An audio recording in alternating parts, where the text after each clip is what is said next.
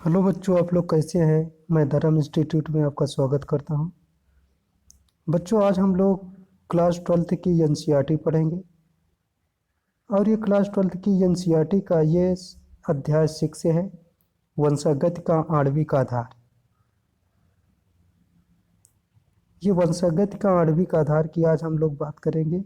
सबसे पहले इसमें जो टॉपिक दिया गया है, कौन कौन से टॉपिक को हम लोग को डिटेल में अध्ययन करना है, हम लोग टॉपिक को देख लेते हैं। उसके बाद जो है हम लोग डिटेल में अध्ययन करेंगे।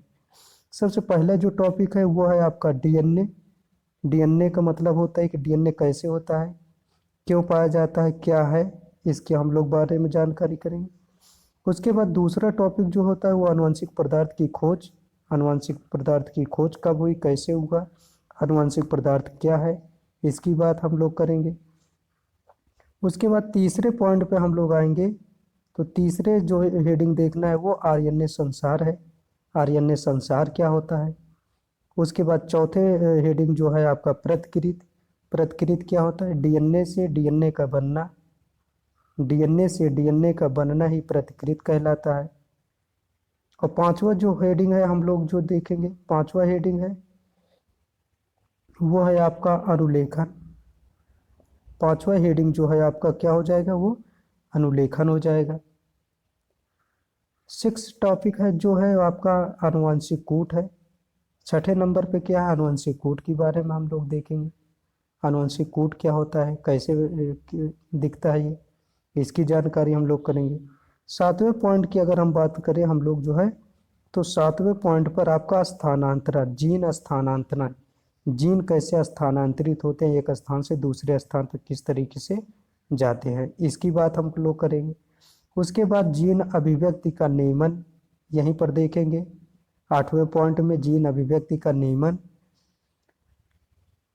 और बच्चों, 9वें और 10वें पॉइंट बहुत ही इंपॉर्टेंट है आप लोगों के लिए। जो 9वां पॉइंट है वो है आपका मानव जीनोम परियोजना। तो मानव जीनोम परियोजना क्या होता है, इसके बारे में हम लोग अध्ययन करेंगे। जो 10वां है टॉपिक है आप लोग का, वो डीएनए फिंगर प्रिंटिंग है। डीएनए फिंगर प्रिंटिंग है। तो डीएनए फिंगर प्रिंटिंग के बारे में हम लोग बात करेंगे। अब बच्चों हम लोग जो है ये डिटेल में अध्ययन करेंगे। ये कुल मिलाकर के 10 टॉपिक है आपको इस चैप्टर में, और जो इसके जिसके बारे में हम लोग को जो है डिटेल में अध्ययन करना है। तो बच्चों, आप लोगों ने पिछले अध्याय में अपने वंशागत प्रारूपों के वंशागत पिछले अध्याय में आपने वंशागत प्रतिरूपों के आनुवंशिक आधार के बारे में पढ़ा है। बच्चों, आप लोग जो है पिछले अध्याय में ये चीज़ पढ़ चुके हैं कि वंशागत का प्रतिरूप कैसे होते हैं, उनका आनुवंशिक आधार के बारे में भी थोड़ा बहुत पढ़े आप लोग। और उसके बाद मेंडल के नियमों के प्रतिपादन तक वे कारक जो वंशागत के प्रतिरूप को नियंत्रित करते हैं। इसका मतलब ये हुआ बच्चों की जो मेंडल के नियमों को प्रतिपादन तक वे कारक जो वंशागत के प्रतिरूप को नियंत्रित करते हैं, उनके बारे में कोई जानकारी नहीं थी। बहुत पहले ये कहा जा रहा था बच्चों की जो है, जो मेंडल के नियमों के प्रतिपादन तक वे कारक, यानी कि जब मेंडल के नियम आए तो उस समय जो है जो वंशागत के प्रतिरूप को नियंत्रित करने के लिए कोई विशेष प्रकार की जानकारी बिल्कुल नहीं थी। उसके बाद लगभग 100 वर्षों बाद जो है अनुमानित आनुवंशिक पदार्थ का पता चल पाया। तो बच्चों, लगभग जो है वो 100 वर्षों बाद जो है अनुमानित जो है आनुवंशिक पदार्थ की खोज हुई। अभी भी ये नहीं पता है कि आनुवंशिक पदार्थ आखिर है क्या। तो बच्चों, हम बता देते हैं कि आनुवंशिक पदार्थ है समानतः उनके माता पिता से जो लक्षण उनके बच्चों में ले जाता है वही आनुवंशिक पदार्थ होता है। यानी कि आनुवंशिक पदार्थ ही उनके माता पिता से उनके बच्चों में लक्षण या कैरेक्टर को पहुंचाने का कार्य करता है। और अधिकतर जीवों में यह आनुवंशिक पदार्थ डीएनए होता है। बच्चों, लगभग जो है 90% जीवों में जो आनुवंशिक पदार्थ होता है वो डीएनए होता है। केवल 10% जीवों में आनुवंशिक पदार्थ आरएनए होता है। आरएनए समानता वायरसों में पाया जाता है। तो अधिकतर जीवों में यह आनुवंशिक पदार्थ है डीएनए है। डीएनए का मतलब क्या होता है, डीऑक्सी राइबो न्यूक्लिक अम्ल। डीएनए का पूरा नाम बच्चों क्या होता है? वो डीऑक्सी राइबो न्यूक्लिक अम्ल है। न्यूक्लिक अम्ल, अब बात आ जाती है कि न्यूक्लिक अम्ल क्या है। न्यूक्लिक अम्ल का मतलब होता है न्यूक्लिक अम्ल न्यूक्लियोटाइड का बहुलक है। तो बच्चों ये पूछा जा सकता है कि अधिकतर जीवों में आनुवंशिक पदार्थ क्या है, तो आप लोग क्या बताएंगे? डीएनए। डीएनए का पूरा नाम क्या है? डीऑक्सी राइबो न्यूक्लिक अम्ल। और न्यूक्लिक अम्ल क्या है? न्यूक्लिक अम्ल जो है एक प्रकार का न्यूक्लियोटाइड का बहुलक है। इसको हम लोग देख लेते हैं। न्यूक्लिक अम्ल क्या है? न्यूक्लिक अम्ल न्यूक्लियोटाइड का एक बहुलक है। बच्चों ध्यान रखिएगा कि न्यूक्लिक अम्ल न्यूक्लियोटाइड का क्या होता है? वो बहुलक होता है। अब हम लोग जो है कंटिन्यू करते हैं आगे।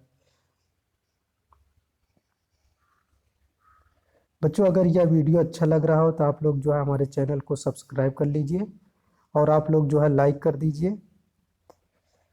तो बच्चों अब हम लोग देखते हैं कि जो है न्यूक्लिक अम्ल कितने प्रकार के होते हैं। उसके न्यूक्लिक अम्ल के प्रकार की बातें हम लोग करेंगे। सजीवों में दो प्रकार के न्यूक्लिक अम्ल मिलते हैं।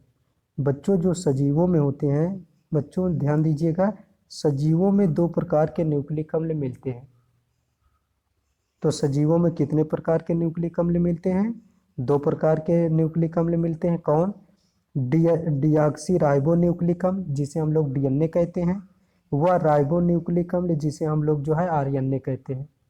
यानी कि सजीवों में दो प्रकार के न्यूक्लिक अम्ल मिलते हैं, एक डीएनए जिसे हम डीऑक्सी राइबो न्यूक्लिक अम्ल और दूसरा आरएनए जिसे हम राइबो न्यूक्लिक अम्ल कहते हैं। अधिकतर जीवों में आनुवंशिक पदार्थ डीएनए होता है। बच्चों ध्यान दीजिएगा कि अधिकतर जीवों में जो आनुवंशिक पदार्थ होता है वो क्या होता है? डीएनए होता है। जबकि कुछ विषाणुओं में आरएनए आनुवंशिक पदार्थ के रूप में मिलता है। तो बच्चों ध्यान दीजिएगा कि अधिकतर जीवों में आनुवंशिक पदार्थ डीएनए होता है, जबकि कुछ विषाणुओं में आनुवंशिक पदार्थ आरएनए के रूप में भी मिलता है।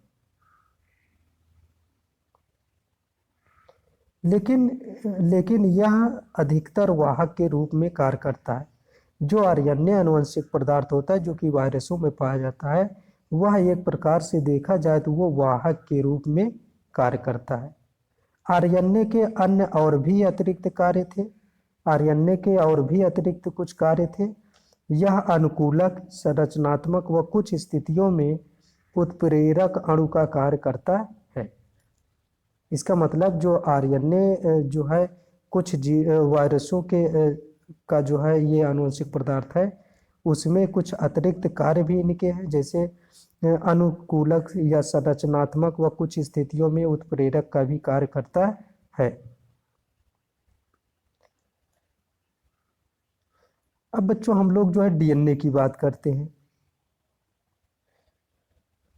अब बच्चों हम लोग क्या करते हैं? ये डीएनए की बात करते हैं कि डीएनए क्या होता है। वैसे हम लोग अब लगभग समझ चुके हैं कि डीएनए क्या होता है, बट थोड़ा सा और डिटेल में इसकी नॉलेज हम लोग लेते हैं। डीएनए को होता है डीऑक्सी राइबो न्यूक्लियोटाइड का एक लंबा बहुलक है।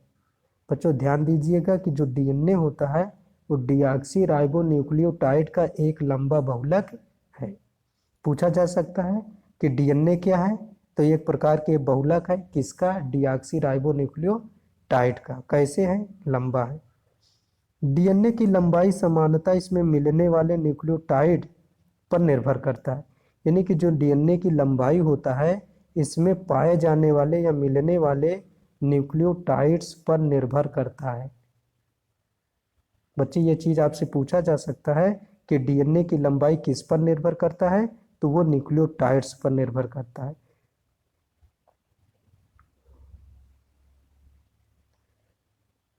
यह किसी भी जीव की यह किसी भी जीव की विशेषता है। जैसे एक जीवाणु भोजी जिसे 174 कहते हैं, में न्यूक्लियोटाइड की जो संख्या होती है वो कितना होता है? 5386। बच्चों ध्यान दीजिएगा कि एक जीवाणु भोजी जिसे हम लोग जो है 174 कहते हैं, इसमें जो न्यूक्लियोटाइडों की जो संख्या होती है वो 5386 होती है। जबकि दूसरा जीवाणुभोजी लैम्डा, जबकि दूसरा जीवाणुभोजी लैम्डा जिसमें कि 48,502 न्यूक्लियोटाइडों की संख्या होती है। तो जीवाणुभोजी 174 में 5386 न्यूक्लियोटाइड, और जबकि जीवाणुभोजी लैम्डा में 48,502 न्यूक्लियोटाइड पाए जाते हैं। और इसके साथ ही E coli bacteria, E coli bacteria, E coli का जो वायरस होता है, यानी कि ई कोलाई, एक ई कोलाई में जो न्यूक्लियोटाइड की जो संख्या होती है 4.6 इंटू 10⁶ है न्यूक्लियोटाइड होता है। ई कोलाई में न्यूक्लियोटाइडों की जो संख्या होता है 4.6 इंटू 10⁶ न्यूक्लियोटाइड्स होते हैं। जबकि मनुष्यों के अगुणित डीएनए में, जबकि एक मनुष्यों के अगुणित डीएनए में, एक मनुष्यों के अगुणित डीएनए में 3.3 इंटू 10⁹ क्षार युग्म है। मनुष्यों के अगुणित डीएनए में 3.3 इंटू 10⁹ क्षार युग्म है। तो बच्चों आज हम लोग जो है इस वीडियो को यहीं तक रोकते हैं। उसके बाद नेक्स्ट वीडियो में हम लोग जो है आपको पॉलीन्यूक्लियोटाइड की श्रृंखला की संरचना के बारे में बताएंगे। अगले वीडियो में बच्चों हम लोग क्या पढ़ेंगे, पॉलीन्यूक्लियोटाइड श्रृंखला की संरचना के बारे में हम लोग देखेंगे कि कैसे होते हैं, पॉलीन्यूक्लियोटाइड का निर्माण कैसे होता है, या न्यूक्लियोटाइड कैसे होते हैं, इस सब के बारे में हम लोग बात करेंगे। ओके बच्चे, थैंक यू।